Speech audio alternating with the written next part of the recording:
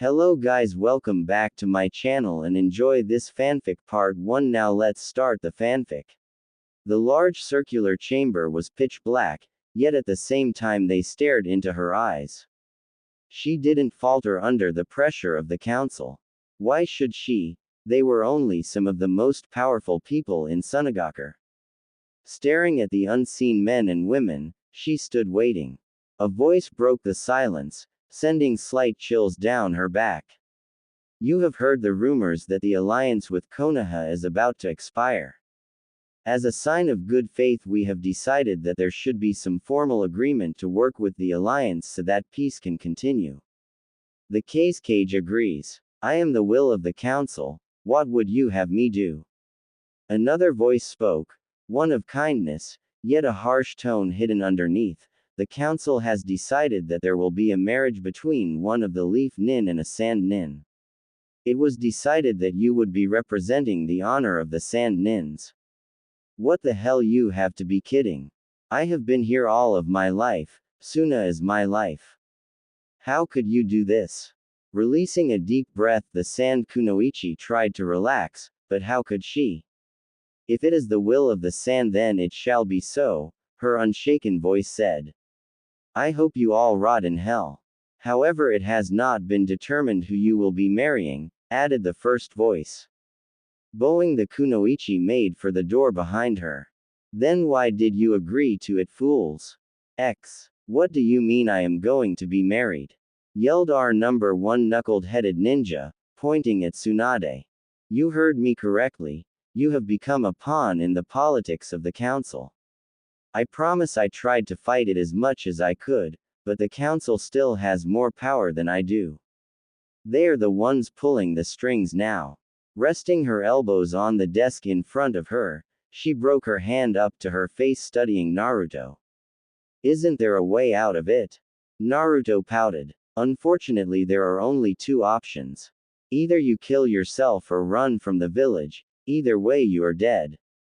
She had to play her ace in the hole now. Naruto, this is going to be an assignment, and I hope you don't fail me.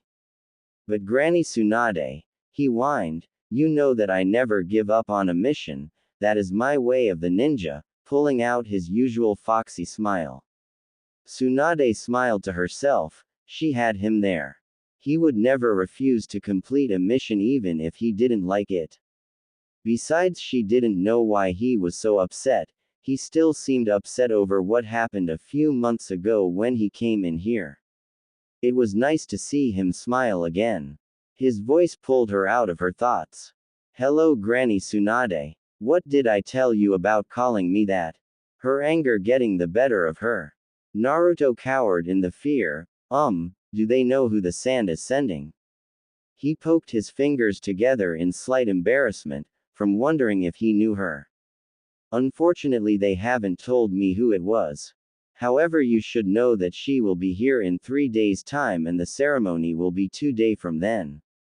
Naruto looked at her in horror. Shit, I have to clean up my apartment.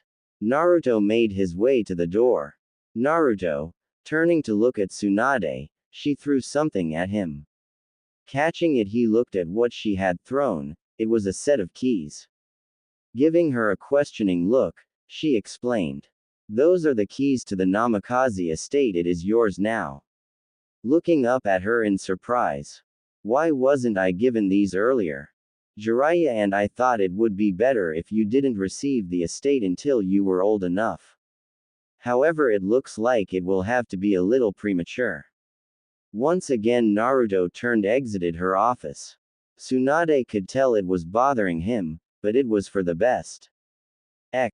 As Naruto made his way through the streets of Konoha, he couldn't help but feel slightly sad. It had been a few months ago when he was with Sakura. Things had been great until he had finally done it. He had brought Sasuke back from the clutches of Orochimaru, and life seemed to be great. He and Sakura had been dating for a few months. That night they had decided to celebrate by having a few cups of sake during their romantic dinner. They had retired to their bed a little earlier than usual to make love. Sakura had moved in a few months after they had started dating. It was while they were kissing. Hey Naruto, I want to tell you a secret. Yeah, what is it? I still love Sasuke, but I don't want to tell you, because you really helped me through the times he wasn't around, she giggled. All Naruto could do was look at her. She had been lying to him from the beginning, she had used him. Hey Sakura, I will be back in a bit, I forgot to do something. Getting out of bed, Sakura whined as he left the room. The next morning Naruto woke up on the top of Hokage Monument with a splitting headache. When he sat up he remembered why he had come here. When he had reached his house he found Sakura sitting at the table. When she saw him she got up and walked over to him. Naruto, where have you been? Naruto looked up at her, searching her eyes. Why Sakura? Why? He felt like he was going to cry, but he held the tears at bay. Why what? Why do you love him? All he has ever done is cause you and me pain, yet here he is and you love him. She gasped. Had she told him the truth? Then the previous night's events came back to her. How could she have done that to him? Naruto had made his way to the back room. Looking back at her he said one final thing, go to him. After he had closed he had fallen on the bed, shedding his tears into the pillow, that smelled like her. He heard her pounding at the door. Naruto, please let me explain, slamming her fist against the wood. Please. She began to cry, she felt horrible and unworthy. Sitting at the bottom of the door for hours, she finally gave up. Collecting all of her things, she left the spare key on the table. Taking one last look at the house that had been so welcoming to her. I'm sorry Naruto, I really am. She turned and let the tears fall freely, she couldn't hold them in. Naruto awoke from his stupor to realize that his feet had taken him in an odd direction. He was in front of a small gate. Looking at the base of the wall he noticed that there was a fire pattern. This had to be the Namikaze estate. Putting the key into the lock, he opened the door. Inside was a large area for training in. Behind it there was a large house that looked like it had multiple wings to it. I see you have found the Namikaze estate, well done.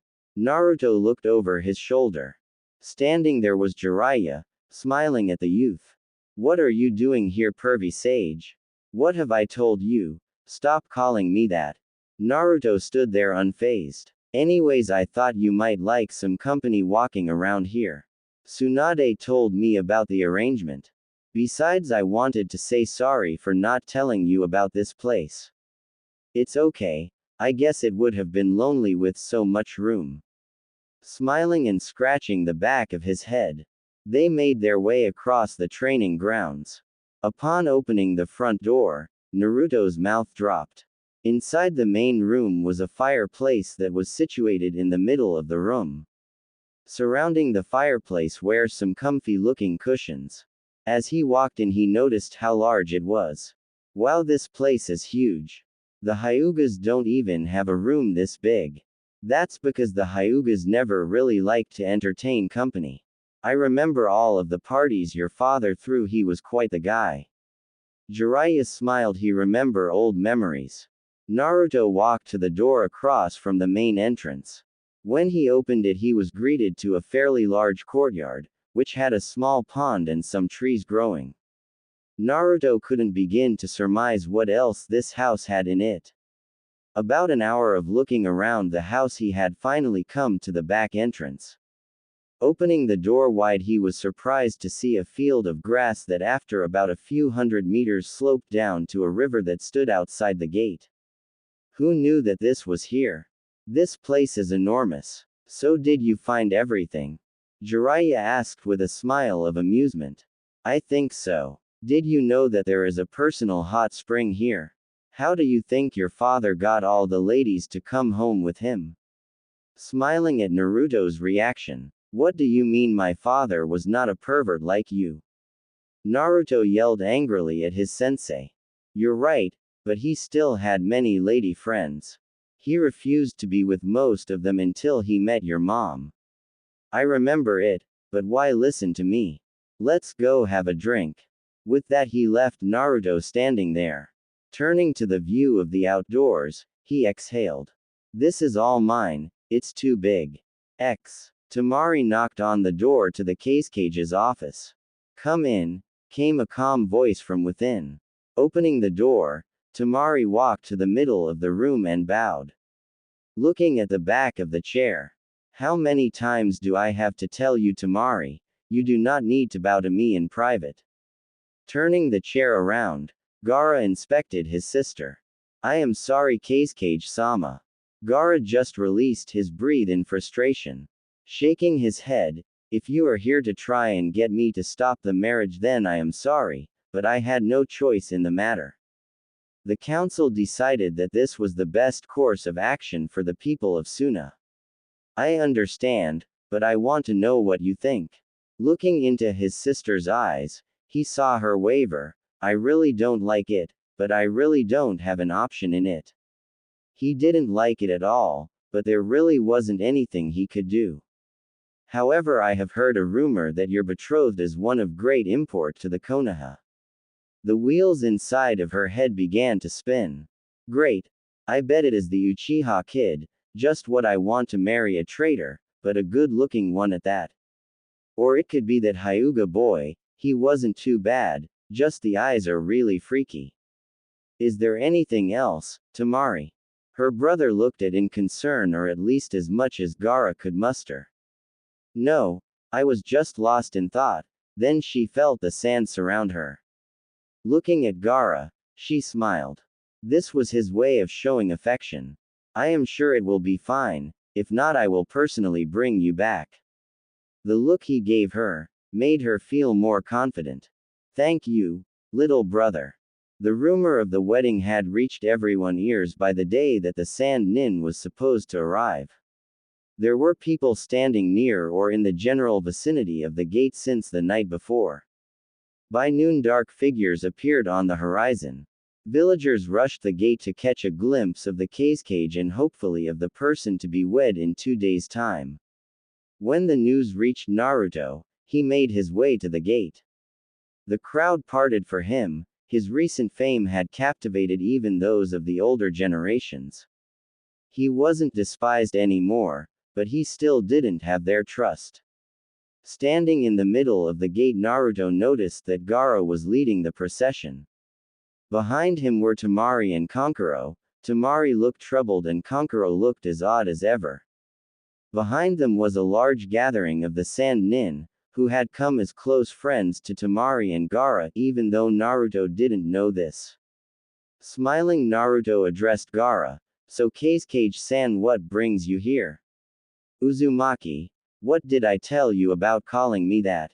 Said Gaara in his usual tone. What did I tell you about calling me Uzumaki?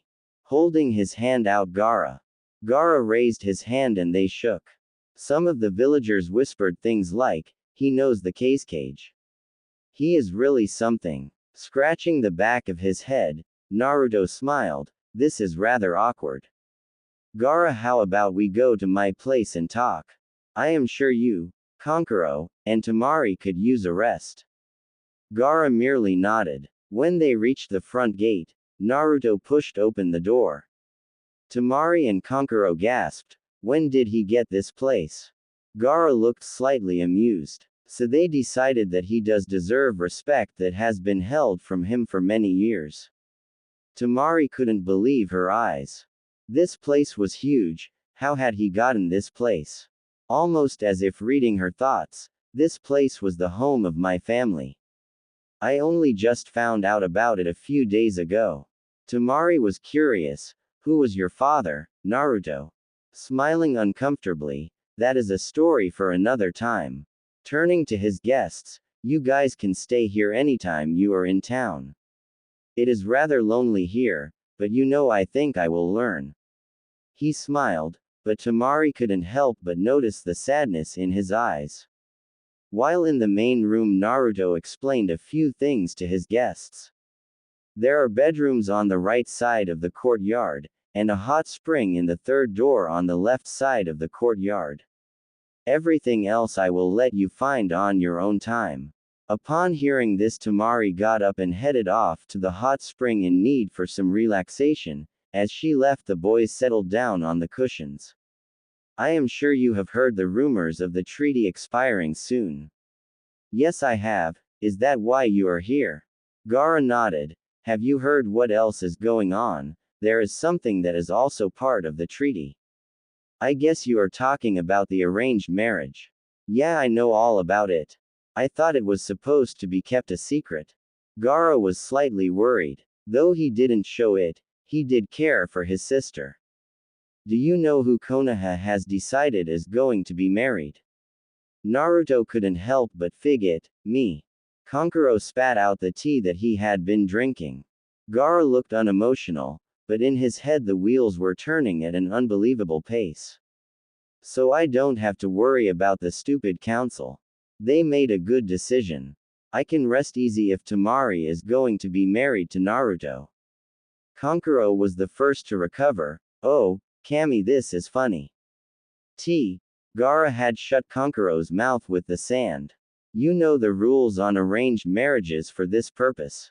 The names can't be revealed. Gaara said in a lethal way. Thinking that their reactions were because of his position, he asked the question that had been bothering him ever since he had woken up this morning. So I am guessing I would be wasting my time trying to ask for the name of who I am supposed to marry. Gaara nodded, releasing a deep breath. How troublesome. Bowing to the two sand nin. Make yourselves at home. I will be back in a few hours after training. With that, he disappeared in a puff of smoke. Kankuro looked at Gaara. This is getting more interesting by the instant. Gaara just stared at the fire burning. Temari slid into the hot water. The muscles in her legs began to relax almost immediately. The steam that rose from the spring hung thickly in the air, making it almost impossible to see anything. Letting go of a breath that she hadn't realized she was holding. So I am going to be married in 2 days. Swimming to the far end of the spring, she rested her back against the wall.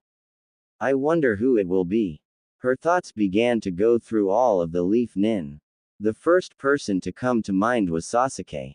I could never marry a traitorous bastard like that.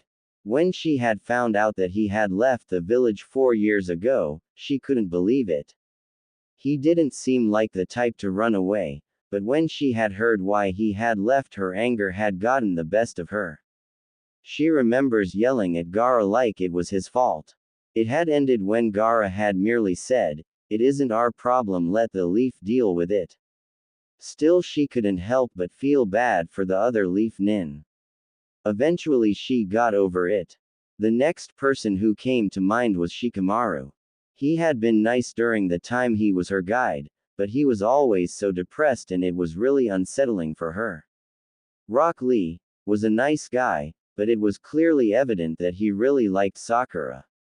It wasn't that she didn't like bugs, but Shino was really odd, he almost never talked.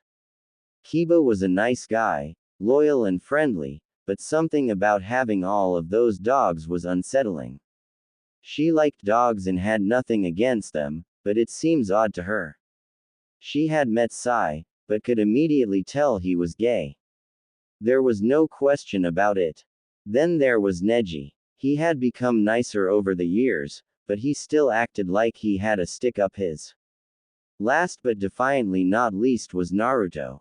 He was hyperactive as ever, but today he seemed subdued and lost in thought. She knew he was stronger than he let on sometimes. She had seen that when he defeated Gaara 4-year age.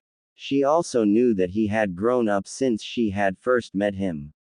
She didn't mean just physically, because if it was just that, she knew he was one fine piece of work there, but mentally he had gotten smarter. A few months ago she had actually been saved by him. While on a mission he hadn't rushed in, he had just waited and somehow saved her. Sighing at her thoughts, she climbed out of the spring and wrapped a towel around her. Walking across the courtyard, she found her room and got dressed. Hitting the log, Naruto leapt back, getting ready to punch the log. He lost concentration when he heard Naruto Turning to look at his visitor, he saw that as was Sakura.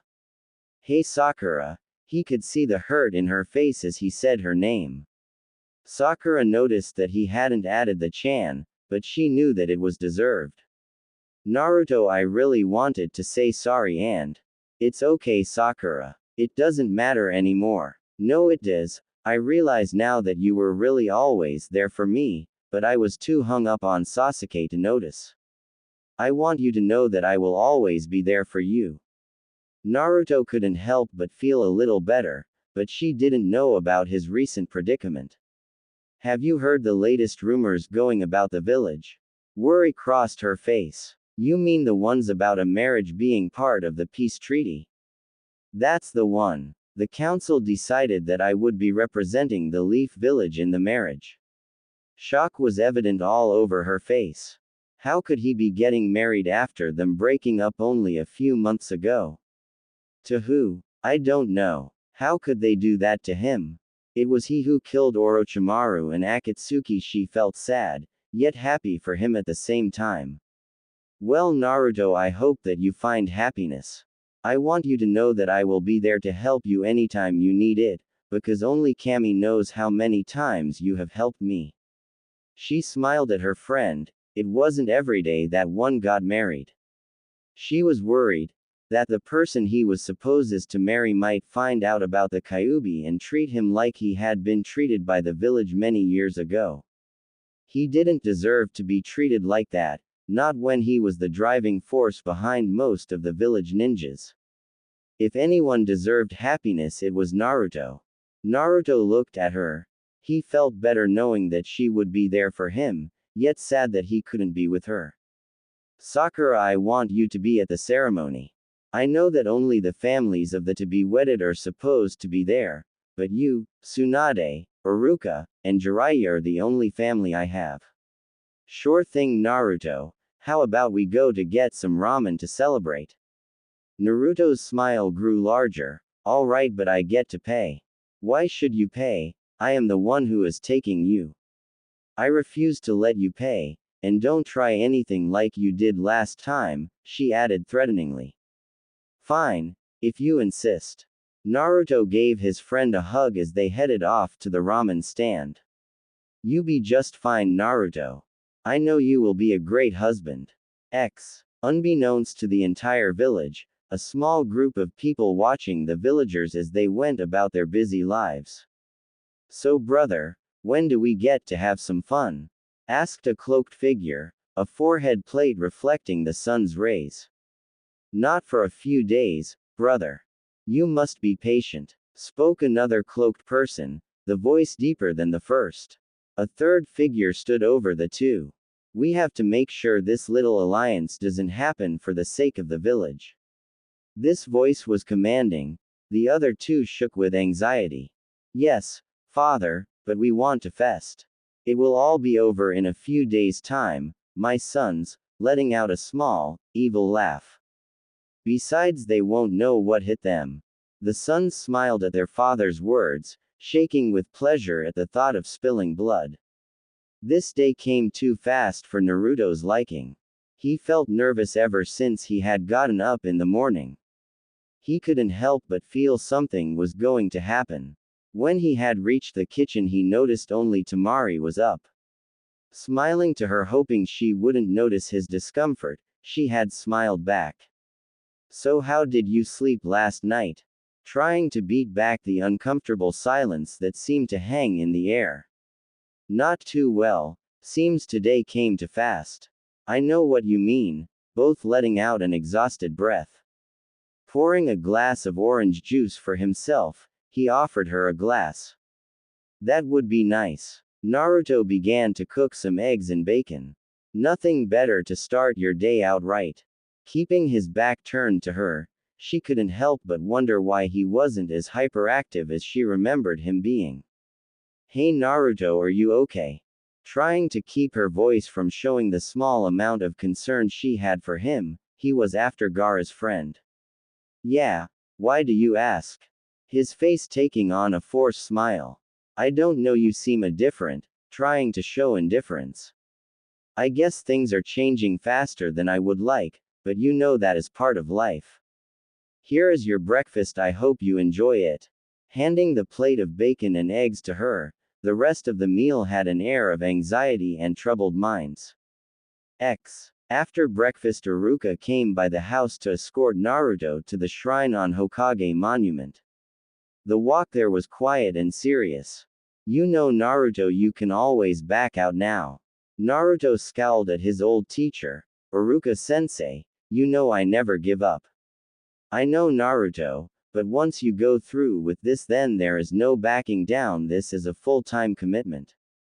Naruto might not have been the smartest kid when he grew up, but through his travels with Jiraiya he had wizened up. He had taught himself through reading scrolls and books whenever he wasn't training. He may not have always acted smart, but what fun would that be? I know, and I am willing to go through with it. Naruto flashed his foxy smile. Naruto, you have really grown up. I hope that you truly find the happiness that you deserve. Naruto, the only advice I can give you is be honest. The truth is a powerful thing. It can make a person's day, and yet has the power to destroy them. Naruto nodded his understanding. Thank you, Iruka-sensei, you're the best. He hugged his former teacher. Iruka may have been a better father figure than he could have ever known. Naruto was standing there with the Shinto priest. Dressing the traditional black kimono, Naruto kept pulling at it. If there was one thing he never enjoyed doing, it was dressing up. He wouldn't mind killing an enemy on sight, but dressing up was going too far. Looking to his left, he saw Tsunade, Iruka, Jiraiya, and Sakura standing there looking at him. I can't believe I am doing this. Well, I guess it is too late to back out now. The doors in the back of the shrine opened. Turning to see who had arrived. At first he was confused, but then things became clear. In came a young girl being escorted by a man of equal age. This was the procession of the maidens. As the procession continued, Naruto finally saw something that made him gasp and the other around him gasp. In came Kankuro, makeup free and bat hat gone, wearing a black kimono. Following him was Gaara and Temari. Temari was dressed in white kimono. Her face was painted lightly white and the ornamental headpiece was in hair sand-colored hair. I'm marrying Temari. When she looked up and saw him staring at her, she gave him a small grin. So Naruto is going to be my husband? You have to be kidding me. All Naruto could do was stare back in awe. He felt slightly ridiculous, haven't not been able to figure this out before, albeit the signs were definably very well hidden. When Temari was standing next to him, they turned and faced the Shinto priest, who bowed respectfully to them and proceeded to begin to chant. Kneeling down, the close family turned to face the two in the middle. Naruto and Temari kneeled and listened to the priest. When he had stopped his chanting, Naruto picked up the small bowl of sake. Taking a small sip of it, he handed it to Temari, who also drew very little from the bowl. Naruto pulled from his kimono a small scroll. Every girl at some point knew what this was. It was daunting for Temari to see it and yet exhilarating for her. The scroll that Naruto had pulled out contained the words of commitment. Unfurling the scroll, Naruto cleared his throat. My bride, I promise to cherish you, be there for you, and protect you until the end of my days. This I swear with my life. He looked at Temari. She returned his smile. The priest bowed to the couple, thus ending the ceremony. Everyone stood up. When Naruto looked at Gaara, he could have sworn he saw a small smile on his face. Looking around at his family, he couldn't help but smile. It may have been uncomfortable to him, but he still felt a small amount of happiness. Boom! Naruto looked in the direction of the noise. Smoke was billowing into the small shrine from where the door had previously been. When the smoke cleared, there stood three people dressed in black cloaks. Did we interrupt? Said one of the smaller in a girlish voice. I doubt that. I don't think there is anything worth interrupting, said the other small person. Naruto's anger flared. Who are you and what do you want? We are the Sato family team, answered the larger one. Time to end this little arrangement. With that he threw a kunai at Naruto, but before it even came close to hitting its mark, Naruto had already grabbed it. Nice try, but not good enough. Smiling, he noticed the small one hadn't moved, something wasn't right. What happened next even Naruto couldn't explain, but he found himself on the floor with Temari standing over him. Looking up at her, he noticed her eyes had a hazed look to them. Looking around, everyone looked slightly dazed. What the hell is going on? Isn't love such a strong emotion? One never knows when something bad is going to happen. Cackled the tall Sato. Now if I can force the bride to kill the groom, I can get away scot-free. Temari, what are you doing? Temari, you need to snap out of it. Glaring at the little band of ninjas, what have you done? Nothing much. We are experts at killing. No one is better than us. You see, Akira has an ability to take over a person's body and mind without the donor knowing it. Little Yumi is a master of genjutsu, so your little friends have no way of helping you. You are in a pickle, dear boy. What will you do? Let your bride kill yourself and friends, or will you kill your bride? Naruto growled. I'll tell you what I am going to do. I am going to kick your and your little children's too. Brandishing the kunai, he leapt for the older Sato. But when he was about to thrust, Temari got in his way. Pulling back just in time, he felt Temari stab him in the chest with a kunai. Where did she get that kunai? Staggering back, Naruto looked at Temari. She isn't herself. I have to kill those two, but which one is which? Naruto could see his vision begin to fail. Preparing to attack again. Boy, it is pointless to try to get to us. You will only kill your bride if you keep attacking, or your bride will finish you off herself. He laughed manically, lunging at one of the small children. This is it. Once again Temari got in between him and his target. Kicking off to the right, Temari followed, but Naruto had planned this. The shadow clone he sent, the clone continued right, and while he adjusted and lunged left. Slashing at the robed figure, he felt the kunai hit a solid piece of wood. Transfer jutsu. Damn. Looking around, he noticed that the little group had disappeared. Elsewhere in the village. That was a close one. I almost lost little Akira. That boy is too strong. I have to complete this mission. I must use the girl next time, but how? Naruto collapsed on the floor of the shrine. Coughing up blood and feeling like he was out of breath. She must have ruptured a lung. Before he could see if everyone was okay, he fainted from internal bleeding. Temari woke up from the dream, or rather nightmare, looking at her husband on the floor in a pool of his own blood. Naruto. Sakura had noticed the boy on the floor. What the hell happened? Looking around. Tsunade-sama, Naruto's injured. Tsunade rushed over to her surrogate son. She could barely feel a pulse. He isn't going to make it if we don't do this quick. Sakura nodded. Both of them placed their hands over his injury. Focusing their chakra to the wound, a green light radiated from their hands. Come on, Naruto, you have had worse injuries than that. Pull yourself together. Temari stared at her husband. He had been sleeping ever since they had brought him home from the wedding.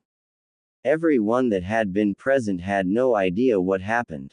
They all claimed to have been in some sort of nightmare, and when they woke up they found Naruto on the floor in his own blood. How could we all have let this happen?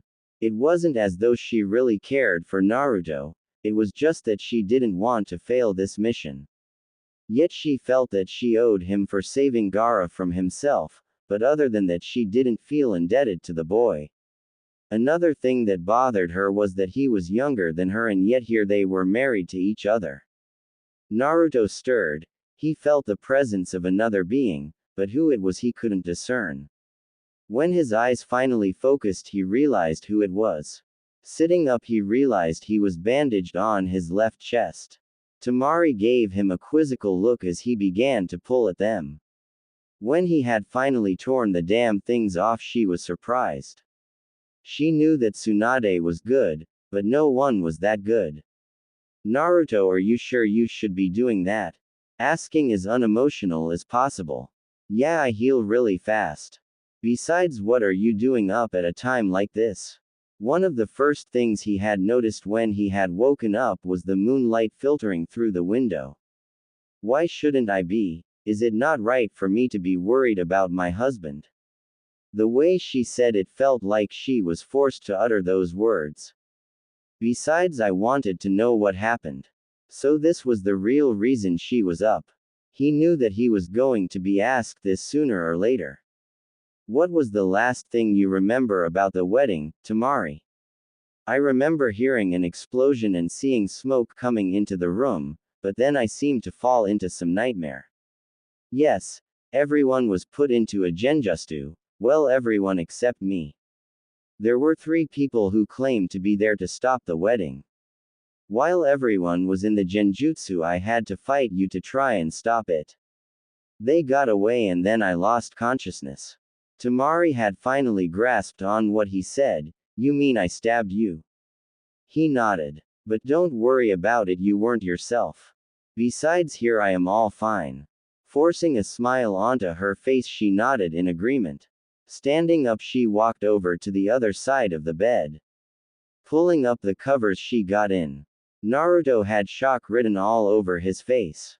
Ah, Temari, what are you doing? Well, now that we are married, I think it would be wise for us to sleep in the same bed. Oh, lying back down, he turned over so that he was facing away from her. Looking at her husband's back, Temari could only shrug. It would be a long week to come if this continued. The next morning, Gaara and the rest of the Sand Nin who had come left the village. She and Naruto stood there watching them leave. She knew what was expected of her and she embraced it fully, but for some reason it didn't feel right.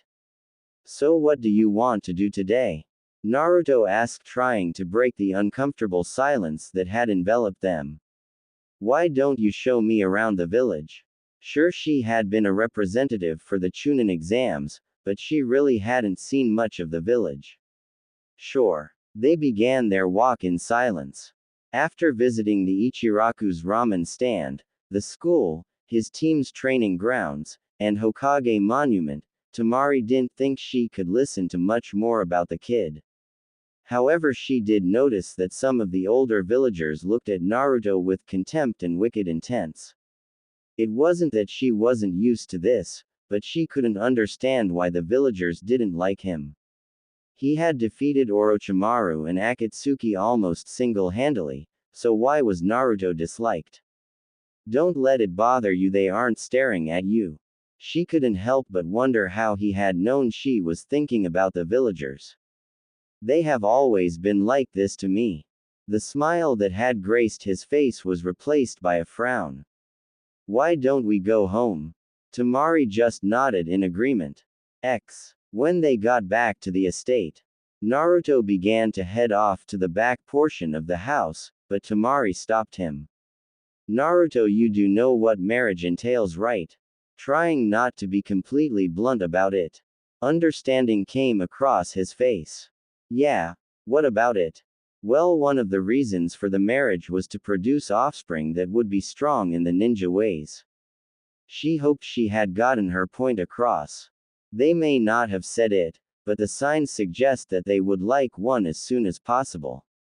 Naruto's frown deepened. She was suggesting that they do it just to make offspring, yet it was always a hope to have a family, but not one that was forced. I guess you are right, but I don't know. Turning his back to her, he continued on his way. When he had shut the door, she couldn't help but feel frustrated with him. What was his deal? She had practically said, here, do it with me, and I will do nothing to stop you. A knock at the door broke her from her imagination. Does he not think I am good looking, or is there something else? Opening the door to see Sakura standing there, she tried to smile, but failed. Hey Temari, How are you? Fine. How are you? Forcing a smile to grace her lips. I just came by to see how Naruto is doing. Oh, you just missed him, he went out back. Would you like me to call him? No, that's fine. I was also wondering how everything is going. Sakura smiled brightly, hoping that Temari wouldn't think she was trying to pry into her life. Well, it has been only one day, so nothing to really complain about. Yeah, right, I threw myself at him and he denied me. Sakura could see something wasn't right. You know, you are the first person to ever really get close to Naruto. Temari looked at her questioningly. Well, he and I did date, but we never really got too close, because of Sasuke. Sakura fidgeted with her hands. You really are the first thing he has ever had close to family. He is an orphan. I had heard that, but I never really knew if it was true. Well, now you do. Though if you do anything to him, I will find you and kill you. Sakura glared at the sand Kunoichi, smiled. Have a nice day. Turning her back, she began to leave. Unfazed by the glare and harsh words, she had to ask something that had been bothering her. Hey Sakura, why do some of the villagers hate him? I don't want to pry into Naruto's life. I will let him tell you when he is ready. With that, she continued on her way. Confused, Temari headed back into the house. Everything that Sakura had said to her kept going through her mind. Why am I so bothered by this? Continuing the back of the house, she couldn't find Naruto. Where the hell did he go? A few hours later, Naruto sat on the top of Hokage Monument, looking over the village. He watched as light blinked on as people began to get settled for the night. Releasing a breath of exhaustion. What have I gotten myself into? She already wants kids. Feeling a shift in the wind, he smiled. I was wondering how long it was going to take you to find me. Temari smiled. He sure had grown up since she had last seen him. I was wondering, Naruto, why many of the older members of the village stare at me. He never ceased to amaze her. It was almost as if he could read people's minds. Turning to face her, she looked into his eyes. In them she saw loneliness and pain. They hate me because they think I am the Kyuubi, but no, I am just the container. Temari gasped. She hadn't expected that one. Yet it made sense as to why after the fight Gaara became more human. Why he strived to protect the Suna. So you are just like Gaara. That is why you two are such great friends. Naruto nodded. I am one of the few people who actually understand what Gaara went through. Now I can understand why you would want to leave now that you know the truth, but I thought you should know the truth before anything was to happen. I can't believe he thought I would leave after he told me something as shitty as that. Gaara was a monster before, and yet I never left Gaara. The more she thought about it, the more she felt sorry for him. I wanted to tell you because I feel a small connection with you. Turning his back to her, he never noticed her walk up behind him. She may not love him, but here was a boy who had gone through so much pain in his life that it tore at her. She felt something inside of her grow slightly bigger. Am I falling for Naruto? No, it can't be. I feel sorry for him. Wrapping her arms around his waist, she embraced. It wasn't an embrace of love or anything romantic, but one of comfort. They stood there for a while. I used to come up here because I could get away from the hate, but also because I could see everything so clearly. Up here I feel at peace. I feel like the world is calm. She looked into his eyes. No more will your eyes show sadness, Naruto. I may not be able to say I love you, but I think I will someday. Placing her lips against his cheek, she gave him a chaste kiss. 1 week passed since the incident at the wedding. Life seemed to be relatively normal, but what can you really accept from a ninja? However, on this day, most of the normalcy that had been attained by the couple was thrown completely out of the window. It began like any other day, but changed when Tsunade called them to her office. When they arrived, they were greeted by a rather irked Hokage. looking up as the pair entered the office. They make such a nice couple. They may not realize it, but I sense things have changed between the two. What do you want, Granny Tsunade? Slapping Naruto on the back of his head, Naruto showed the Hokage-san some respect. Temari smiled and bowed to Tsunade. Tsunade was impressed to say the least. No other female had ever truly been able to shut up Naruto. Sakura had been able to on occasion, but that was rare and usually involved him being punched a few meters. Here Temari and Naruto had been together for a week and he was already whipped. I have called you here for 3 reasons. From now on you two will be a team. Kakashi will join you from time to time. Both of them nodded in understanding. Second, your mission will be this, Temari, you are to be a substitute teacher for the school for about a month or so. Temari purely nodded, however in her mind all she could think about was the little brats that would be running circle around her. Naruto, you will continue to train and occasionally help Temari at the school. Naruto scowled at Tsunade, who smiled back at his discomfort. Lastly, we have some new information about the attackers at the wedding. Then a puff of smoke appeared next to Naruto. When the smoke dispersed, there stood a person with long blonde hair stuck out at odd angles, however it wasn't as messy as Naruto's. The person was clad in brown leather vest, with a single leather pauldron on his right shoulder. The person had leather bracers on his wrists and under the vest was a black short-sleeved t-shirt. Wearing khaki cargo pants on with the normal kunai holder on the right thigh. The feet were covered by black military boots. He had a mask that looked like some bird of prey. Elsewhere in the village, minutes before, Sakura was picking up the gate traffic report. Hey Azumo and Katetsu, how are you guys today?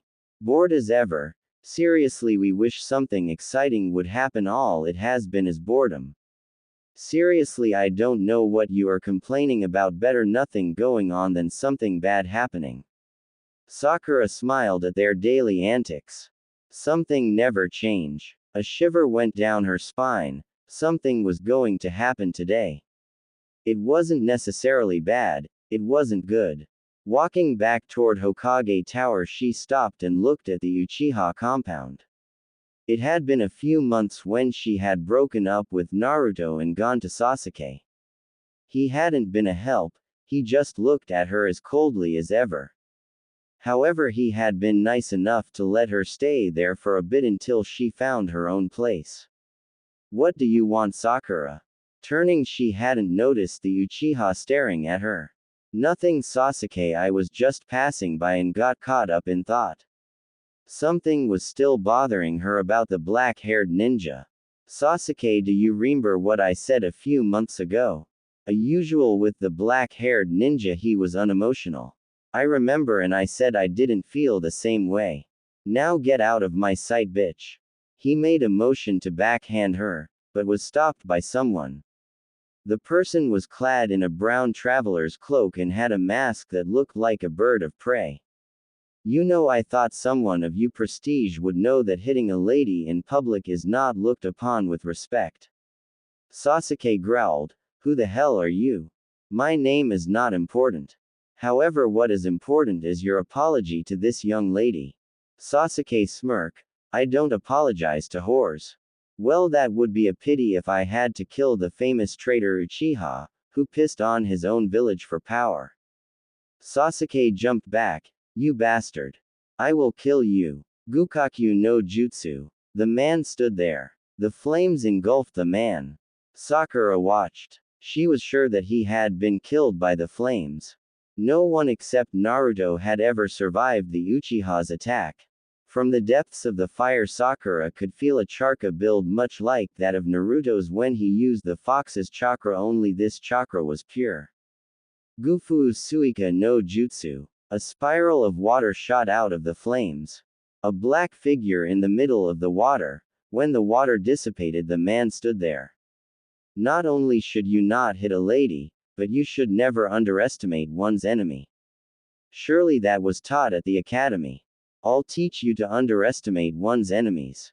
Closing his eyes, Sakura knew what was going to happen next. Sasuke was going to use his Sharingan. When he opened them, the telltale red eyes bore at the opponents. The opponent, being the man dressed in brown cloak, drew a sword from seemingly nowhere. Removing the blade from the blue scabbard, the white steel of the curved blade shone in the sunlight. Sasuke pulled out his weapon and charged at the man. The man followed suit. Sakura could let the fight continue, not in the middle of the village. Running for the middle so as to stop them. Shit. The man must have noticed this. Twirling the blade expertly, he moved it so that he held it much like a praying mantis's arms. The two were about to clash, when Sakura made it to the middle. She felt herself being lifted from the ground. Sasuke swung at his opponent. You know you should never get in the middle of a fight. Sakura opened her eyes to see the bird mask above her face. It would be a shame for such beauty to get damaged. Sakura blushed at the compliment. This guy sure has a way with words. Thanks, but I think I could have handled myself alright. Looking around, where is Sasuke? Oh, I left him back where we fought with some clones. Besides, I have a meeting with the Hokage. What does the Anbu need with the Hokage? The man shifted around nervously. I am not exactly Anbu, but that isn't important. Can you walk? Sakura raised her eyebrow. Really, I can't reveal myself, but it was a pleasure to meet you, Sakura-chan. Once again Sakura blushed. How do you know my name? Besides, how could you use Gufu's Suika no Jutsu? Only water and wind element person could use that, and I have only seen it done once by two people. Pulling out a piece of paper. The paper cut straight down the middle and then got wet. Sakura gasped. It was rare for someone to be two elements. The only person who she knew was like that was Sasuke, but he was only fire and lightning. To answer your second question, I read the report on Yamato submitted after the retrieval of the Uchiha. I really must be going or I will be late. Standing up, the man began to walk away. Could you at least tell me your name? The man looked back at her and then disappeared in a puff of smoke. But a single piece of pear floated towards Sakura. Catching the piece of paper, she read, "We shall meet again in the near future.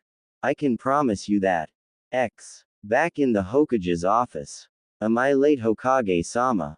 The masked person asked. Am I late, Hokage-sama?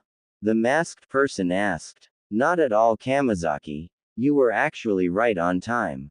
If you wouldn't mind removing your mask, we can continue with this meeting. The person did so and revealed a boy of about the same age as Naruto. Temari couldn't believe her eyes. Naruto, Temari, this is. Kamizaki, is that you? Oh, if it isn't Temari of the fan. He smiled at Temari. It's been many years since I seen you last.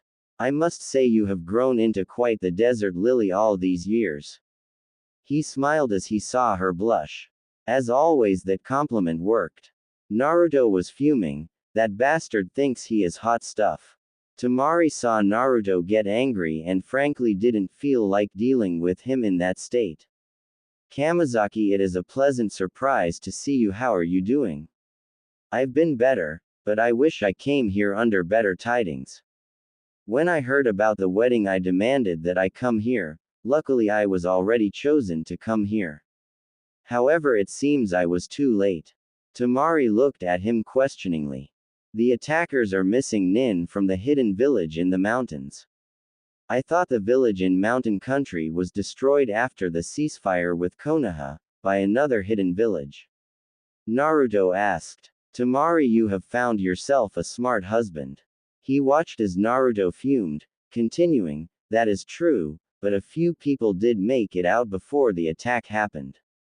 The original village was destroyed, but my father created the village hidden in the mountains with the help of the few survivors, who eventually returned to the destroyed village and rebuilt with the help of Konoha. Actually, the fourth helped us out the most. He sent supplies and other necessities. We owe Konoha a debt that can never truly be paid for, but we try as best as we can. Tsunade nodded her head. Kamizaki, I was wondering how you know Temari-chan. Kamizaki smiled. He pulled out a small piece of paper from a pocket. Focusing his chakra into it, the paper split in half and then got wet. I am a wind and water jutsu user. My father sent me to Suna to learn how to use wind jutsu and then to Kiri to learn water jutsu. You see, in the village hidden in the mountains we are primarily earth elements. However, my powers come from somewhere else. My father didn't want the family name to be tarnished because of me, sent me away. Temari spoke up. I meet him one day as he was training with my father. We became friends. One day, however, he left the village. I found out afterwards that he wasn't from Suna. I later started my training. She smiled at Kamizaki. No matter how strong you got, I still could beat the snot out of you. Scratching the back of his head, I never fought back, because I never wanted to see you cry. Enough of this reminiscing. Naruto was tired about hearing about their past together. Am I jealous of this boy because he knows Temari? No, it is just because she is my wife, right? Kid, that is what they call jealously. Shut up, you damn fox. Tsunade was looking at Naruto with a knowing smile. Naruto, I was hoping you could provide Kamizaki with a place to live until he caught the attackers. Naruto didn't like the idea, but he could very well say no. Fine, but all I need is a place to set up a tent and I can sleep outside. Actually, that doesn't sound that bad. Temari raised her eyebrow. No, we can offer you a better place to stay. Smiling, she tried to be as hospitable as possible. She did have to admit that she really wanted to talk to Kamizaki. I guess if you insist on it. However, I must talk with Tsunade-sama in private for a moment. Temari and Naruto exited the office. So he is the fourth son. Tsunade looked at him in surprise. How would you know that? My father showed me the fourth's picture when I was smaller and said, son, this is what a true hero looks like. Naruto looks rather like his old man. That he does. Kamizaki, I have to ask you if there is going to be a problem between you and Temari. Tsunade-sama, when I heard the news of the wedding, I knew that Temari would be representing Suna. I was happy for her. I never was romantically involved with her, I just used that little compliment when we were children because she was always an unemotional child. It was my way of getting her to smile. I love Temari as a sister, not anything more. She was there for me in a time that haunts me to this day. Tsunade nodded. It wasn't that she didn't trust the boy, it was just early to be adding a third wheel to this relationship. In certain ways he was like Naruto. However, Kamizaki had not had a childhood as terrible as Naruto's, or so she thought. Outside the office, Naruto didn't trust this guy. He has a history with Temari and it seems like it was something more intimate than just friends. It made Naruto's blood boil, to think of Temari being with another man. Why does this bother me so much? Because you love your mate.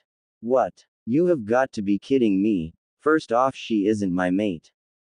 Second, things between us are a little bit icy at the moment.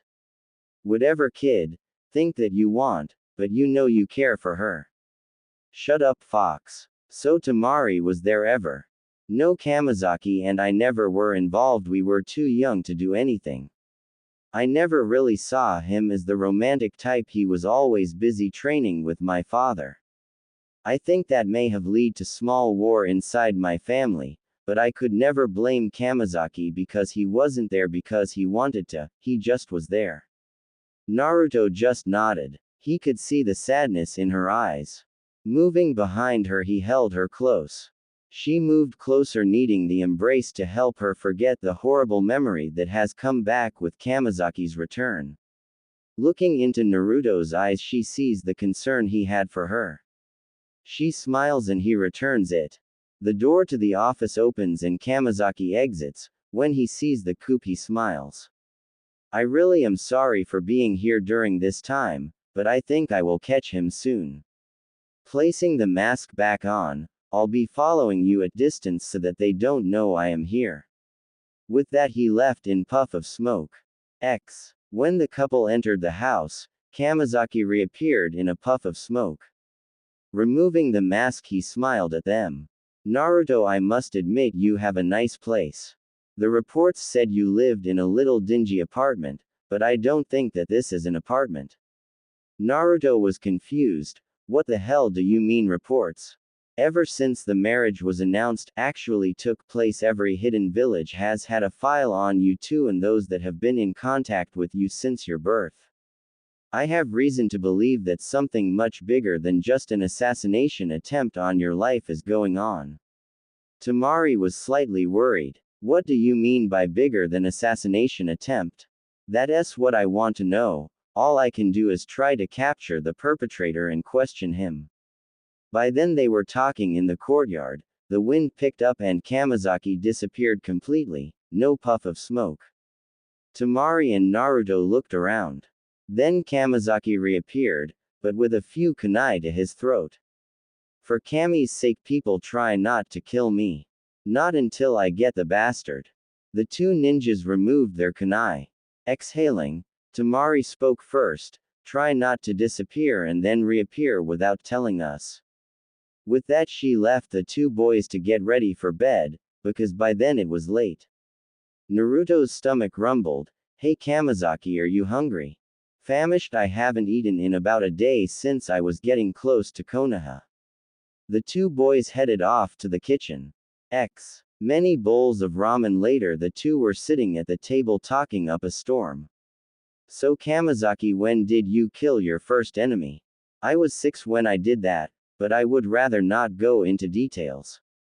How about you? I was 12, like you, I would rather not talk about it. Kamizaki nodded. Naruto. He had this serious tone that made Naruto look at him. If you do anything to hurt her, I swear to Kami I will kill you. I don't care who gets me next, but you will not survive if I have to hunt you down. Naruto just nodded. However, on a brighter note, I have a wedding gift for the both of you, but that can wait until tomorrow. Kamizaki. Looking at Naruto, it was evident something was bothering him. Naruto, I am really not the best at giving advice, but I can tell you this, you are already doing a great job to breaking down her walls.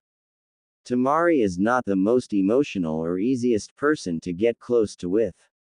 I know because it took me about a month to finally get her name from her, and I was only 5 back then. He laughed. Seriously though, you really got a nice catch.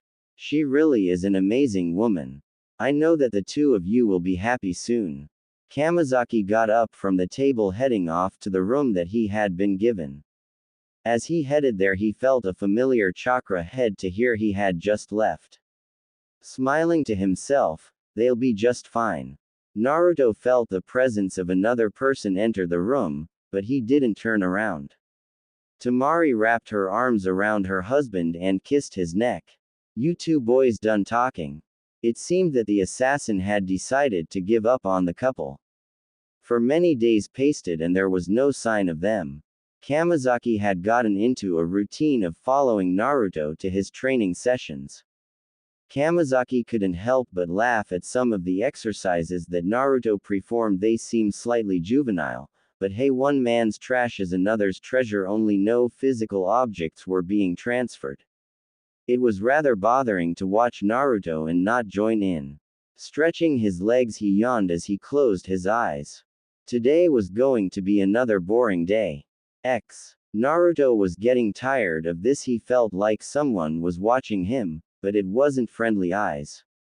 Trying to concentrate, he felt his chakra move towards his feet. Running at the tree, he began his ascent. He knew this was a low-level skill, but it still held practicality. Reaching the top, Naruto gazed at the view before him. He had always enjoyed the view that was presented from the top of the trees.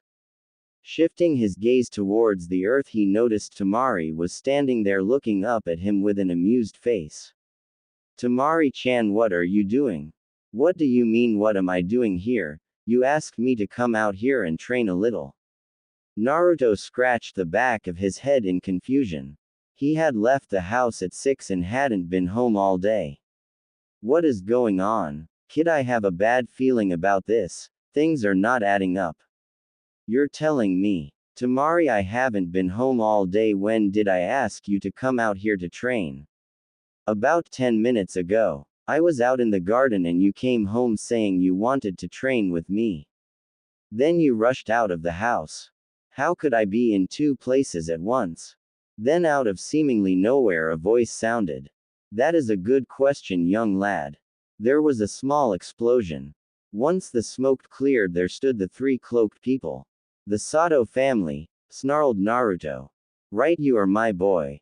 Now I am here to take your lives, for my benefactors can't have Konoha and Suna forming alliances if things are going to go their way. Temari was surprised that this man would give up so much information. She wanted to get a little more from him.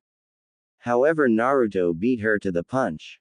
Who are your benefactors? Waving his finger. My dear boy, I can't tell you that information, for that would ruin all of the fun. However, I will say this before you die, they are very powerful. Then it hit her. Your benefactors are one of the great nations, isn't? Give the young lady a prize. Now for your prize I will have your lives.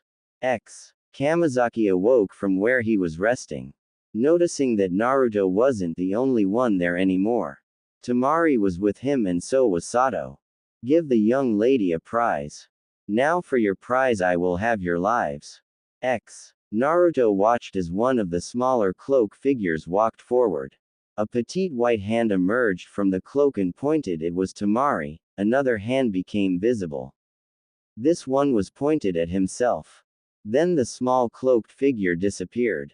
Looking around, he saw Kamizaki kneeling over something on the ground. Attached to the underside of Kamizaki's wrist was a blade about 6 inches long, coved in blood. Turning to his right, he saw Temari looking at Kamizaki with worry in her eyes. Kamizaki, why did you kill him? He was going to kill you, Temari, so I eliminated the threat. Standing up, the body burst into flames.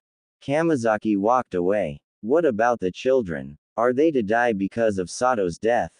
Kamizaki stopped. Without turning around, he said, don't worry about it. Temari looked at Naruto pleadingly. The only thing he could think of doing was hug his wife. So you are saying that they want to invade Fire Country? This is not good, Kamizaki. Tsunade looked worried. I think all we can do is be prepared and hope it doesn't come to that, but really we should try to get more allies. That can only help in the end. Tsunade nodded. What of our friends? Sato has been eliminated. What about his children? Kamizaki smiled. They never existed. What do you mean? It was his ability to control people and make them see what he wanted them to see. However, he saw them because his real family were murdered by the invaders. So he imagines himself with 2 children as a memory of his family. I have to head back to my village and inform them of these events. Kamizaki. Turning, he looked at the Hokage. When will we see you next? I don't know, but I have a feeling that it will be in the not-so-distant future. Temari woke up to Naruto smiling at her, finally awake, sleepy head. Looking into his eyes, she could see that he was worried about him. Temari made her move. Naruto was surprised by her boldness. Naruto had sat up and pulled Temari in for a kiss. It wasn't unpleasant, but it was unexpected. Why don't you two get a room? Was said from the door. The couple broke apart to see Kamizaki leaning in the doorway. Shut it, Kamizaki, retorted Temari. Kamizaki shrugged. Well, I'm heading back home. You're leaving us? Naruto looked at him. What are you going to miss me, Naruto? What would give you that idea? Kamizaki shrugged and continued to leave. When he had disappeared, Naruto turned his attention towards Temari. So where was I? Oh yeah, right here. He kissed her again. Temari finally felt something. It was nice to have this feeling and she would always treasure it. She was Naruto's and Naruto was hers. She wouldn't have it any other way. When she got to the kitchen, she found a note. Opening it, it read, "Dear Temari, I am sorry about my sudden departure. Tsunade will fill you guys in about Sato and the goings of the world. I have a couple of suggestions though. Number 1, let your emotions out, don't hold them back. I know what the ninja code says, but you aren't a ninja all the time, just most of it. Second, don't stay at home, if he goes out training, go with him. Third, you make a great couple. Both of you are pig-headed and strong-willed. I hope you continue your journey towards happiness.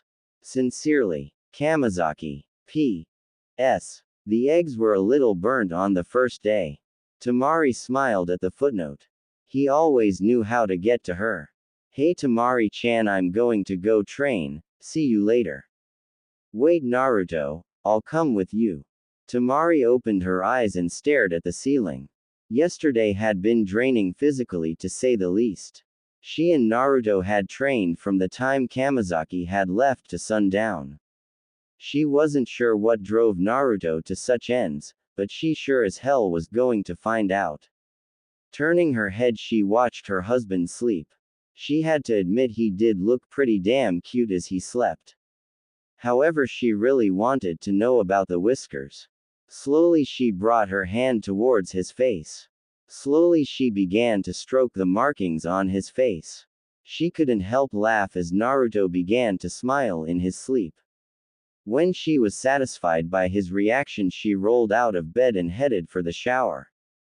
She couldn't help but feel things between Naruto and herself were changing. It wasn't a bad change though, it just was different because ever since her father had become distant and her brothers had changed, she hadn't had this feeling. Naruto awoke to one of the most amazing feelings he had ever had.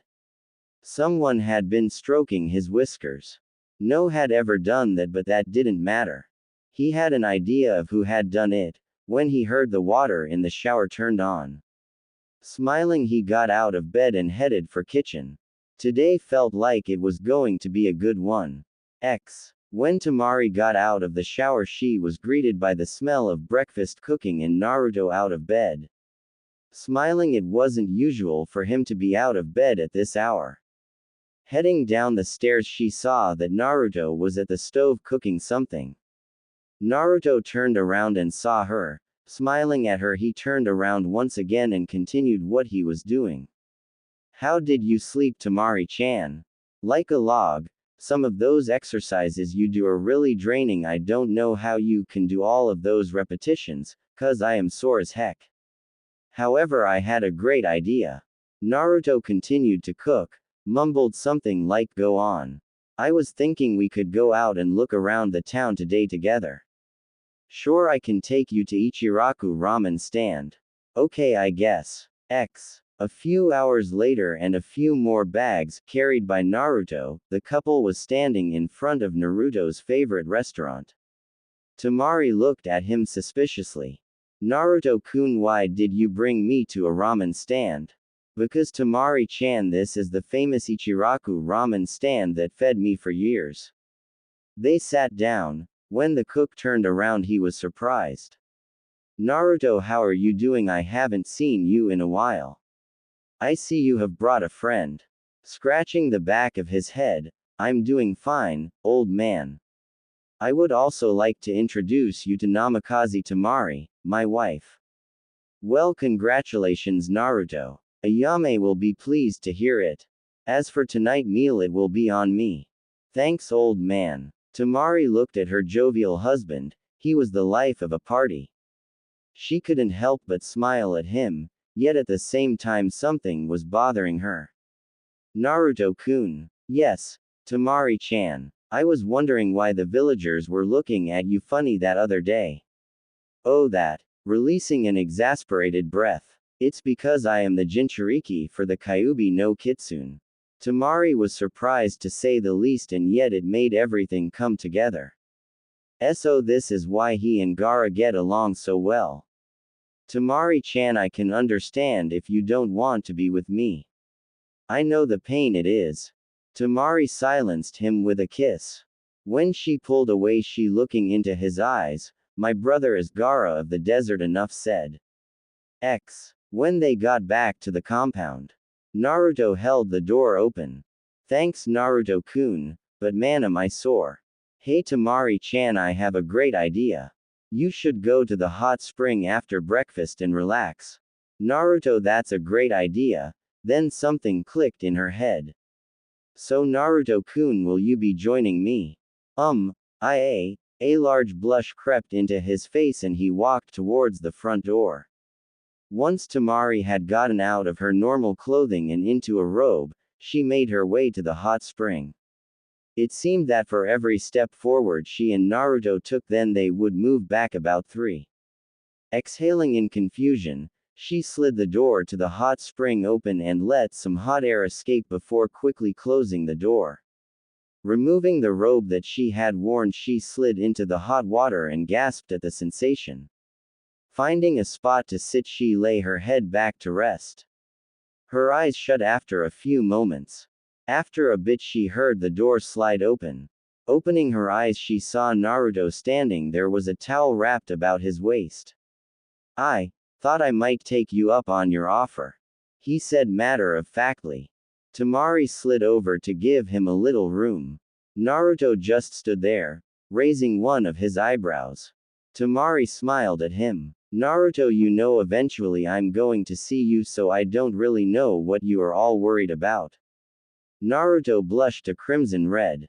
Just at the moment that he dropped the towel, a large plume of steam sprang up from the surface of the water. Next thing Temari knew, her husband was sitting next to her. Shaking her head at him, she moved closer to him. She could feel him stiffen as she edged closer. When she was practically touching him, she rested her head on his shoulder and closed her eyes. Naruto had a look of, what the hell am I supposed to do right now? Giving up, he did the only thing that he could think of, resting his head upon hers. Temari smiled. You know Naruto-kun, today was special to me. I feel we are finally understanding each other. When did I start calling him Naruto-kun? Naruto smiled when he heard this. I know Temari-chan, it was special for me too. There was a familiar person's voice came from the front gate to the compound. Naruto, if you are home and can hear me, Tsunade would like you and Temari to come to the hospital, she needs your help. Temari looked at Naruto. Naruto-kun, who was that? Sounded like Shizune Nichan. I guess we had better go. Temari only nodded. When they got to the hospital, they were rushed up to the ER. Pushing the doors open, they saw Tsunade standing over someone on the table. On the other side was Sakura. Looking down at the figure. Tsunade-sama, what do you need? Temari asked. Kamizaki. Temari ran to the bloodied body. Taking his head in her hands, she cried over her friend. Tsunade-sama, what happened? Tsunade exhaled. We have no idea. He came to the gates this evening like this. I am surprised he was even able to get here in his condition. What is wrong with him? Temari looked at her through tearful eyes. He had a ruptured spleen, multiple stab wounds from kunai swords, a concussion, and that isn't even the worst of it. He has so much internal bleeding that we were only just able to stop the major wounds. Sakura has been working on him ever since he came in. She had to call for my help. The only thing that surprised me is the fact that all of his bones are intact. Most people would have had multiple fractures. There is more than meets the eye with this boy. Temari looked back at him. Naruto couldn't see her like this. Wrapping his arms around her, she fell into his embrace. It will be all right, Temari-chan. I know he will pull through. Sakura looked at Naruto and Temari's sadness filled her eyes. Tsunade saw this, but didn't say anything. Naruto and Temari, Sakura and I still have work to do. I would appreciate it if you two left. Naruto just nodded. Temari walked over to Kamizaki and kissed his forehead. Turning back to her husband, they both walked out of the room. Tsunade looked at her pupil. They seemed to be doing all right. Moving back to where she had been before Naruto and Temari had come, she continued to work. Sakura just nodded. Sakura, I know that you are going to find someone like that. Hell, I wouldn't be surprised if he was in this very hospital. Outside in the waiting room, Naruto and Temari had found a spot to sit. Temari-chan, are you sure you are alright? Naruto-kun, I am sure of it. I am just worried. Kamizaki was one of the few people to actually get close to me before Gaara had his issues. Naruto nodded. He would have been lying to himself if he didn't like the fact that she had kissed Kamizaki. There isn't, nor was there anything romantic between Kamizaki and myself. We were just good friends.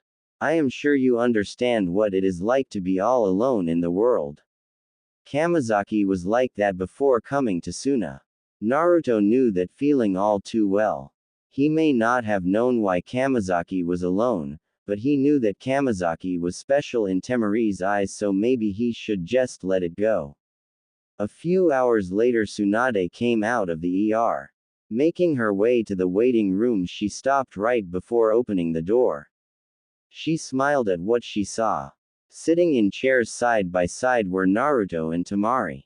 Temari had her head resting on Naruto's shoulder, while Naruto was resting his head on her head.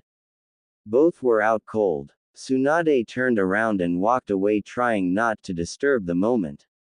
Temari's eyes shot open. Jumping up and running into the room, she never noticed Naruto fall and hit his head on the arm of one of the chair. Naruto, quit messing around. Kamizaki isn't in the ER. We have to find out where he is. The couple basically ran to the receptionist upon finding out that he had been moved. They rushed to where they had been told. When they had found the room, Temari burst through the door. Sitting upright in the bed was Kamizaki, though he had bandages on a substantial portion of his face. She could still see the blonde hair poking out from them. Sakura was standing next to the bed talking to Kamizaki. However, when he had heard Temari crash through the door, his attention turned to her. Apparently you have been worried about me. Temari hugging him. You idiot, of course I was worried. You come here half dead and all you can say is you must have been worried. Shifting nervously, Kamizaki smiled. I guess I was slightly idiotic. Ah, Kamizaki, you are awake, said Tsunade. So you mind telling us what happened? Kamizaki nodded. I was on my way back to the village hidden in the mountains. When I saw smoke coming from that direction, I increased my pacer only to find the village had been burned to the ground and all of the villagers and ninjas have been slaughtered. Who would have done this? Asked Naruto. It was the Hidden Rock Village. They were behind Sato and his attempt on your lives. They didn't like that fact that I was sent to kill Sato. Looking at his bed sheets, I have to leave Hokage-sama. I need to kill the Tsuchikage. Moving to get out of his bed, he was slammed back in.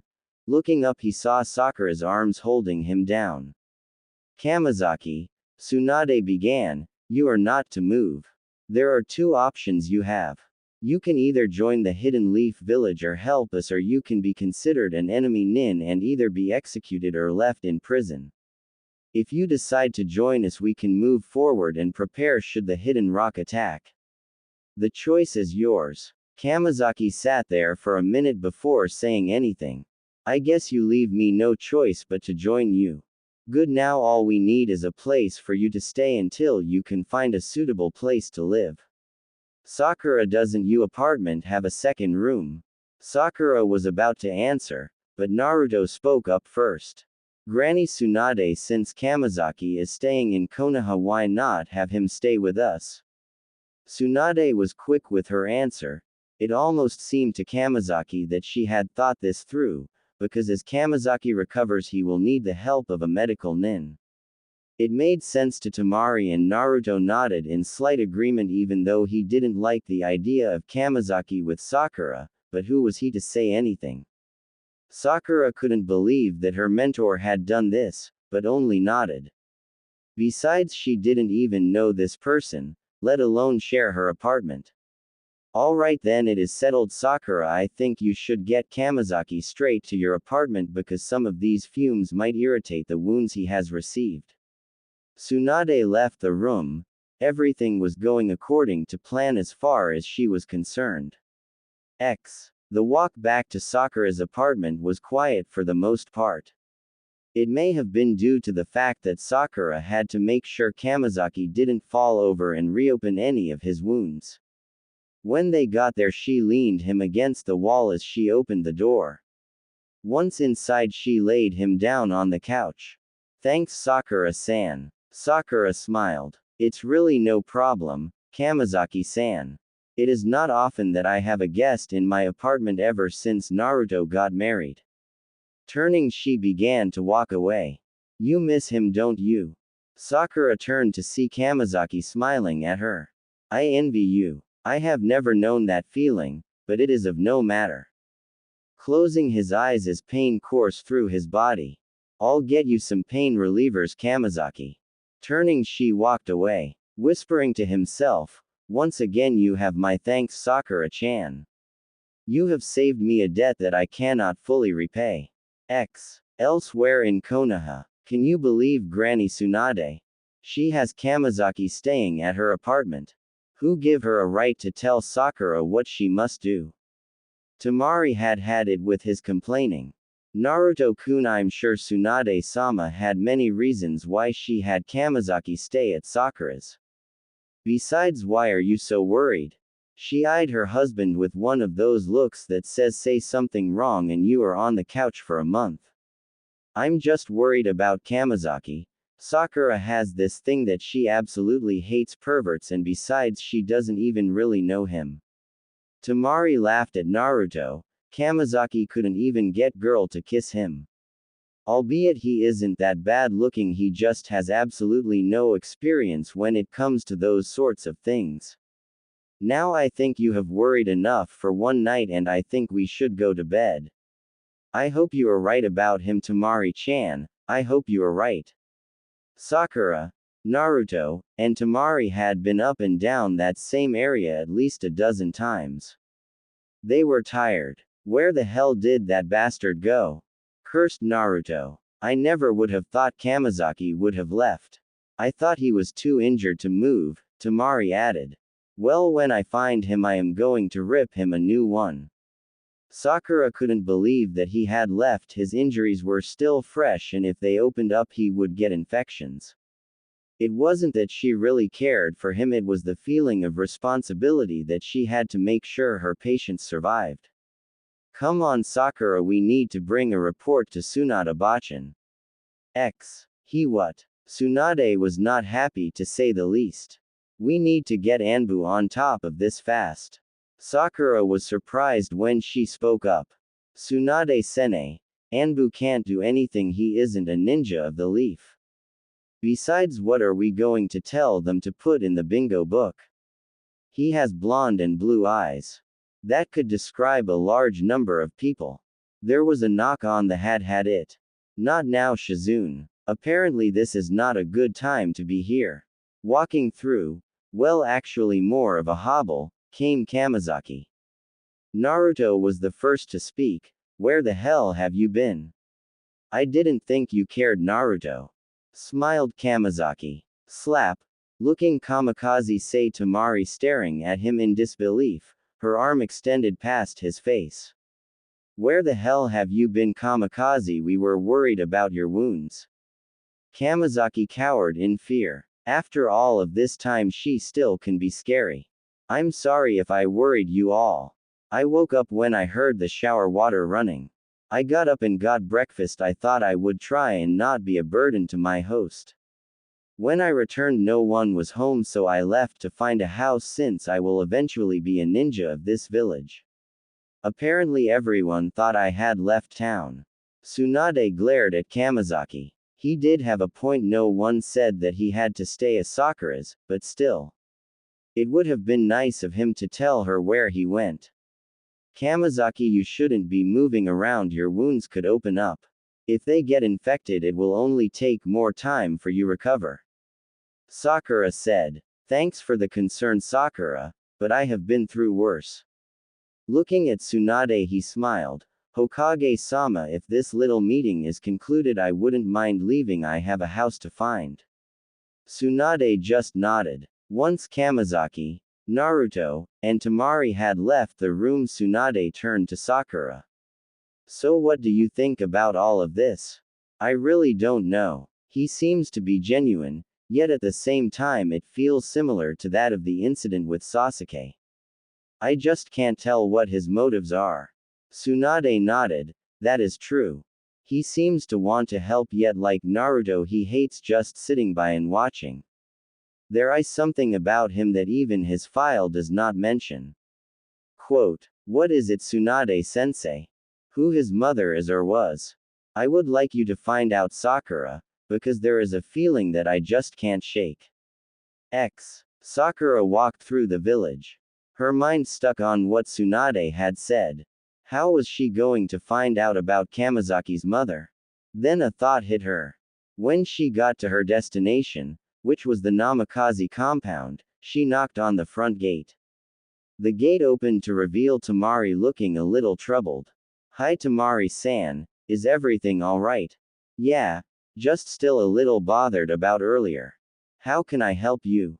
Sakura didn't know how she was going to get Temari to tell her anything. She figured if she was straightforward about it, Temari might say something. I was wondering if you could tell me a little about your history with Kamizaki. Tsunade would like more detail. Why didn't she come here herself then? Temari's brow furrowing. I really don't know why she wanted me to gather the information, but I am just trying to do my job. Temari sighed.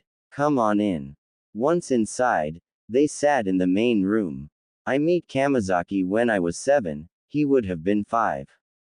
He had come to Suna to be trained by my father, due to the fact my father was one of the best wind users. You see, Kamizaki has an elemental affinity of wind and water. I later found out that if a person is born in the village hidden in the mountains that doesn't have an affinity for earth, they are shunned by the village. Since Kamizaki's father was the leader of the village, this was almost a dishonor to the family. I don't know where he gets his affinity, but I think it might be from his mother. Did he ever mention his mother? No, only that she had disappeared after his birth. He never was given any love when he was a child. His father was cruel to him. Whenever I mentioned his father, he would get this look in his eyes that would bring tears to my eyes. Naruto has faced far worse than Kamizaki, but to have your family alive and yet they still shun you because of your affinity or your mother, is just horrible. Thanks Temari. This was a big help for me. Anytime, Sakura-san. Have you tried to talk to him? No, not yet. Sakura stood up and left the house. Kamizaki was running through the forest at the fastest speed he could go. Ever since his shadow clone had contacted him saying that Naruto, Temari, and Sakura had been out looking for him, did he? Most of his injuries had healed, but he still had a few wounds that had a chance to open. He wasn't careful. He had gone back to the village hidden in the mountains not for revenge but hoping to find a few possessions that might have survived the burn. He had also had enough time to bury the few bodies that he had found. It had not been emotionally draining, which was how he preferred it. The last thing that he did before he left was stop by the temple to the water dragon. Here his life forever changed. The temple had been ransacked and defiled. Once the people of the village prayed to the water dragon, who was the guide of those souls that couldn't find eternal rest. It had been a place of silence and serenity. It had been beautiful. The fact that this had happened brought terror to his eyes. When he had left, he had figured that he would never return. Landing on the wall to Konoha, he looked at his new home. Well, I guess I better go find a place to live. Naruto was sitting in the garden enjoying the sunset. The cool breeze caressed his brow. Smiling, he looked in the direction of where it came from. He saw Temari standing in the doorway for the main room. It is time for dinner, Naruto-kun. Naruto nodded. Looking at his wife lovingly, he noticed something was bothering her. Temari-chan, what is troubling you? Was that easy to read now? Nothing, Naruto-kun. However, I had an idea. I thought we might be able to go to Sun and visit my brothers. Naruto thought about it, made sense. Why not? I haven't seen the cage in a while. Temari just smiled. She had known that he would like the idea. We will just need to speak to the Hokage to get the approval. Naruto nodded. I had wanted to learn more about his Temari-cha, and this was a perfect opportunity. When the couple had arrived at Suna, they were greeted by a small band of ninjas. They were taken to the cage's office, where they met Gaara. Gaara took a few minutes to study the couple. When he saw them glance quickly at each other nervously, he smiled inside his head. Things seem to be going fine. Well, it is good to see the two of you. What brings you to Suna? We thought that we would come visit you for a small vacation. Temari said, smiling. Gaara noticed this immediately. This is not the Temari that left only a few months ago. I am glad to hear that Tsunade isn't working to two of you too hard. However, I am slightly busy at the moment. If you wouldn't mind, I would like to talk to Naruto alone for a moment, then I'll let you two leave and enjoy yourselves. We can have dinner later tonight. Temari nodded and bowed. Exiting the room, she took one last glance at her husband. When she had left, Gaara turned to Naruto. What have you done to my sister? Naruto was immediately taken aback by this. I don't know what you mean, Gaara. Naruto, that woman is not the Temari I remember. So what have you done to Temari? Still confused by this. I made her happy, I think, Gaara. We love each other, or that's so wrong? No. I am happy for the two of you. I had always wanted Temari to find someone that she loved. Now she has you, Naruto-san. Please don't let me keep the two of you apart. Naruto was still confused as he left the room. He would never understand the Kazakage. The first place that they visited was the house that Temari, Gaara and Kankuro had and presently live in. The house was small yet cozy. We used to live in a larger house when my father was the cage, but when he died we moved here. It looks like Gaara still lives here. Naruto just nodded. He was enjoying the sight of where his wife had come from. It made him feel like she could trust him, and that was a great feeling. Wrapping his arms around her, he held her close. I can understand why he still does. It must remind him of you, and that is a good thing. Temari turned and looked at her husband's face. He smiled and she returned it. Leading him to her former room, she opened the door. The walls of the room were white and on them hung fans of different colors and sizes. There was a desk and a bookcase filled with books and scrolls. A small window allowed some light into the room.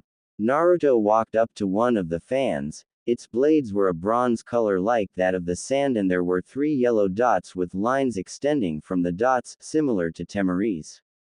That was my mother's before she died. Why don't you use it? I would rather not ruin it because it is precious to me. Naruto nodded. They exited the room. Temari closed the door behind them, taking one last glance at the fan on the wall. Standing on the wall of Suna, Naruto watched as the sun dipped below the horizon. The colors of the sunset still fresh in the sky. Temari was sitting with her back resting on his legs. Naruto looked down and smiled at his wife.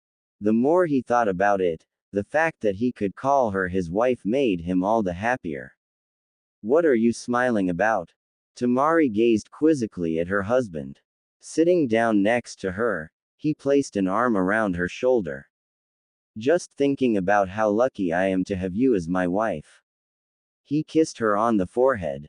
He pulled back to see her smiling at him. Naruto-kun, I want to say thank you for coming with me on this trip. Do you really think I wouldn't have come? Looking into his eyes, probably not. She rested her head on his shoulder and closed her eyes. When they had gone and found a place to eat, they made small talk. Naruto seemed to be rather interested in her life before the Chunin exams. However, once the food was gone, they head back to the place they were staying at. Naruto fumbled with the keys, he finally located the correct one. Opening the door, he felt a hand on his shoulder. Turning, he looked at his Temari-chan. In her eyes, Naruto saw something that he hadn't ever seen before. Due to his lack of experience with these sorts of thing, he didn't know what it was until she had found his lips with hers. Falling back against the wall, Temari deepened the kiss. Asking for entrance into his mouth, he gave her per Naruto and Temari stayed in Suna for longer than they had expected. They had actually gone as far as to ask Tsunade for extra time off. Tsunade, being one who could figure things out rather quickly, allowed it, knowing that things seemed to be working out. However, after about 3 months after they initially had to return, they arrived home. Walking through the gate to Konoha, they began their journey towards the Namikaze residence. So Temari-chan, how did you like our little vacation? It was great, Naruto-kun. Giving her husband a kiss on the cheek, she smiled as a slight blush appeared. I wonder how Iruka-sensei is doing. Would you mind if we stopped at the school before we go back home? Temari shook her head. They made their way to the school to see Kamizaki standing surrounded by all of the children, whose ages ranged from 2 years old to 5. Temari couldn't help but laugh at Kamizaki. He never seemed like the fatherly type. Hey Kamizaki-san, what are you doing? Yelled Naruto. Kamizaki looked up and smiled when he saw his best friend and husband come his direction. What does it look like I am doing? Returning his attention towards the children, he made a hand sign and a puff of smoke appeared. Once it had dispersed, Kamizaki was no longer in the position he had been previously. The children looked around for him. So what brings you two home? Naruto and Temari looked to see an old man, dressed in robes and a hat pulled over his eyes, standing next to them. Temari instantly knew it was Kamizaki. Well, we had to return eventually. Tsunade would have dragged us back. So we decided we would return, shrugged Naruto. Temari felt something stir within her stomach. Kamizaki, I will be right back. Naruto watched as Temari disappeared into the school. She had been doing that a lot lately. I never understood why she always does that, mainly in the morning. Kamizaki just raised an eyebrow. Temari was looking around the school for the nearest bathroom, but couldn't remember where it was. It had been so long since she had taught here. Then Sakura came out of one of the room carrying a box. When she saw Temari, she smiled. Temari-san, when did you get back? Temari tried to act like nothing was going on. Just a few minutes ago. Naruto is outside with Kamizaki. Looking around frantically for the nearest restroom. Sakura was puzzled by Temari's actions. Temari, are you alright? Yes. Well, no. You see, Temari unconsciously placed a hand on her stomach. Then it felt like she was going to throw up. Placing her other hand over her mouth, she gave a heave. Sakura knew immediately what was going on. Dropping the box, she grabbed Temari's free hand and led her to the restroom. Outside of the school, Naruto was pacing back and forth frantically. What is going on with Temari-chan? Kid, are you seriously that dim-witted? What do you mean? The Kyuubi sighed. Naruto continued to pace until he felt a hand on his shoulder. Looking back, he saw Kamizaki smiling. Don't worry, Naruto. Temari is a strong woman, she will be fine. Whatever may be going on, you two will work through it. Just then Kamizaki felt a tug on his robes. Looking down, he saw a girl of about 3 years with brown hair and brown eyes looking up at him. Kamizaki-sensei, I found you. Kamizaki picked up the child and looked at her. I'm not your sensei. The child looked at him confused for a moment, then declared, yes you are. She giggled. Kamizaki smiled at the child and in a puff of smoke appeared back in his normal clothing. Raising the child high over his head, The girl giggled even more. How smart you are, Keiko. Bring the child back down to eye level. He brushed his nose against hers and she continued to giggle. Sakura and Temari were exiting the school when they saw Kamizaki holding Keiko. When Sakura saw him, she smiled. He is so good with kids even though his childhood was ruined. Flashback. Sakura had finally found Kamizaki sitting on a log out by Team 7 old training grounds. Kamizaki, there you are. I have been looking all over the town for you. Kamizaki looked up. Smiling, he greeted Sakura. Hi Sakura-chan. When he realized what he had said, he silently berated himself. Sakura-chan, why did he call me Sakura-chan? Kamizaki, I was wondering if you could tell me about your childhood. Sure. I had a normal childhood. It was until I was given my first piece of chakra paper. When I put some chakra on the paper, it tore in half and then got wet. My father was not happy with this, so he sent me away to study under the Kazekage and Mizukage. I had my first kill when I was 5 and I didn't return to the village until I was 12. When I returned, I was constantly sent out on mission. I would return to the village and then be sent back out immediately. This was because I wasn't an earth user. Sakura looked at him. He looked pained as he told this. What about your mother? Did she approve of what your father did? She wasn't around until recently. You see, technically she isn't of this world. What do you mean? My mother is the water dragon, the goddess of the water and the guide of dead souls. I don't know the terms of how it happened. All I know is one day a girl with blue hair arrived on my father's doorstep and left me in his possession saying, "This is your son." So I am the bastard son of a goddess and a monster. Tears were coming down his face as he said this. Sakura pulled Kamizaki into a hug. End of flashback. Sakura was so deep in her thoughts that she failed to notice Temari was talking to her. Sakura-san, are you okay? Yeah. What did you say? I said Kamizaki is really good with kids.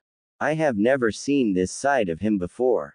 Sakura smiled. Yeah. Temari and Naruto left the school after spending most of the afternoon there helping Kamizaki and Sakura with the children.